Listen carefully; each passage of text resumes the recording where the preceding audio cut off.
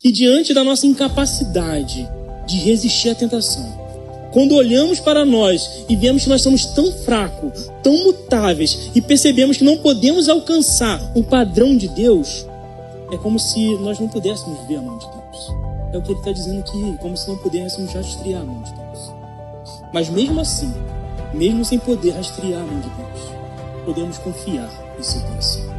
E o que há no coração de Deus, senão amor? Porque Deus amou o mundo de tal maneira que deu seu Filho unigênito, para que todo aquele que nele crê não pereça, mas tenha vida eterna. É nisso que nós podemos confiar. É nisso que nós podemos confiar. O Evangelho nos traz a esperança e a certeza que pecadores indignos podem acessar o trono da graça de um Deus tão grandioso.